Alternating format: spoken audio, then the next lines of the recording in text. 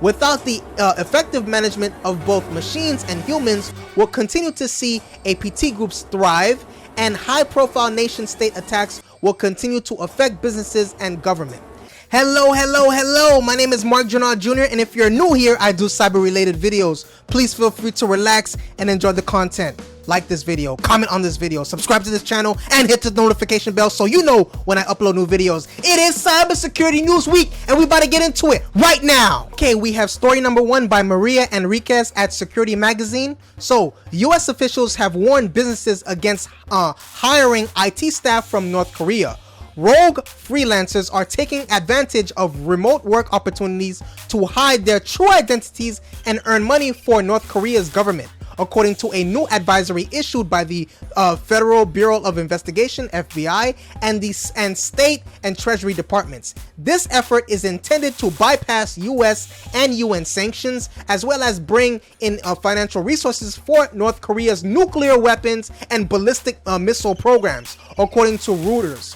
There are thousands of DPRK IT workers both dispatched overseas and located within DPRK, generating revenue that is remitted back to the North Korean government, the advisory stated. These IT workers take advantage of existing demands for specific IT skills, such as software and mobile application development, to obtain freelance employment contracts from clients around the world, including in North Korea, Europe, and East Asia, the advisory said. Many North Korean workers, mostly based in China, Russia, and some out of Africa and Southeast Asia, have pretended to be from South Korea, Japan, or other Asian countries, the advisory said. In addition, the advisory laid out a number of red flags employers should watch out for, including a refusal to participate in video calls and requests to receive payments in virtual currency, as much of the money they earn is taken by the North Korean government. Employers hiring and paying such workers may expose themselves to legal consequences for sanctions violations, as well as insider threat risks, including cyber attacks, data exfiltration or theft, espionage, and data or intellectual property theft. Recent research by Vanafi shows that cybercrime has become a primary means of revenue generation in North Korea, and APT groups are helping the country work outside of the international sanctions, funding political and military gains. In fact, it's estimated that up to 2 billion makes its way directly into North Korea's weapons program each year as a result of nation-state cybercrime.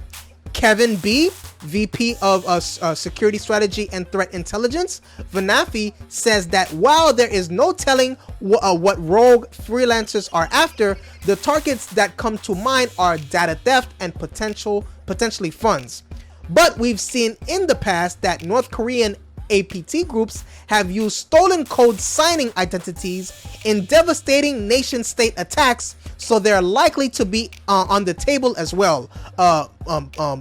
Bocek explains. Bocek explains. The problem is that there is currently not enough awareness and security around the importance of machine identities. This lack of focus allows North Korean cybercriminals to take advantage of a serious blind spot in software supply chain attacks. Bocek suggests that organizations must now be proactive, not reactive, in their security defenses. The recruiting process, such as vetting and background checks, has to be robust to prevent hiring a rogue freelancer. For companies looking to protect against the impact these threat actors could have if armed with stolen code signing certificates, machine identity management remains the best defense. Businesses must have visibility over their environments in order to spot changes and react fast, both from a human identity and a machine identity perspective. Bocek says, without the effective management of both machines and humans, we'll continue to see APT groups thrive, and high-profile nation-state attacks will continue to affect businesses and government. The automation of machine identity management can help to take this element of security out of overstretched security teams' hands. Okay, so we have story number 2. By Cyware, breaches and incidents, Microsoft has warned against brute force attacks targeting poorly secured and internet exposed Microsoft SQL database servers by targeting weak passwords. The brute force attacks, right? So we're going to give you an overview of brute force attacks. The attackers behind this campaign are abusing legitimate SQLPS.exe tools as a living off the land binary, also known as LOL bin. They are using SQLPS.exe utility, which is a PowerShell wrapper to run SQL built commandlets, CMDlets, to execute recon commands and change the start of the SQL service to local systems. Further, the attackers use SQLPS.exe to create a new account added for the system admin role to take full control of the SQL server. Here are some of the recent attacks. Some of the recent attacks, such as on SQL server, are not few. In the King Miner botnet attack, attackers leveraged an SQL exploit to create a obfuscated PowerShell command. In March, multiple attacks compromised MS SQL servers to deploy Ghost Cringe, aka Syringe Rat malware. In February, attackers compromised MS SQL servers to drop Cobalt Strike beacons with SQL XP_command shell command. So, protection. To protect MS SQL servers, admins are suggested not to expose their servers to the internet, use a strong admin password, and make sure to place the server behind a firewall for robust security. Furthermore, it is recommended to monitor for a suspicious or unknown activity or repeated login attempts. Story number 3 by Bill Toulis at Bleeping Computer.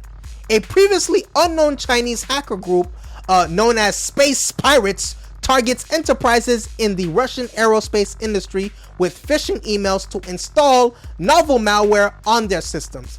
The threat group is believed to have started operating in 2017, and while it has links to known groups like APT41, Mustang Panda, and APT27, it is thought to be a new cluster of malicious activity. Russian threat analysts and at Positive Technologies named the group Space Pirates due to their espionage operations focusing on stealing confidential information from companies in the aerospace field. In the wild detections, the Space Pirates APT group has been seen targeting government agencies and enterprises involved in IT services, aerospace, and electric power industries located in Russia, Georgia, and Mongolia. The threat analysts first discovered signs of Space Pirates activity last summer during incident response and quickly confirmed that the threat actors used the same malware and infrastructure against at least 4 domestic entities since 2019. 2 of these cases concern Russian companies with state participation, which the hackers successfully compromised. In the first case, the threat actors maintained their access to 20 servers for 10 months, stealing over 1,500 documents, employee details, and other sensitive data. In the second case, the Chinese hackers stayed in the network of the compromised company for over a year, siphoning confidential information and installing their malware to 12 corporate network nodes in 3 distinct regions. Thank you for watching this video. If you like this video, click the thumbs up button right below the video and subscribe by clicking the big red button right below the video. Also, if you enjoyed this video, then you'll probably enjoy these videos that's on the screen right now. So if you click on the screen right now, you can watch those. Do you have a cyber attack news story you want me to cover? Write it in the comment section below.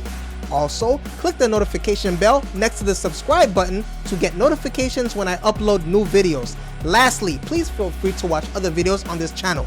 You don't know how to subscribe? I'm wearing a dark blue shirt smiling right at you right now. Click on my face to subscribe. Stay safe, Hack Pack. Please feel free to watch, like, and comment other videos on this channel. Subscribe now.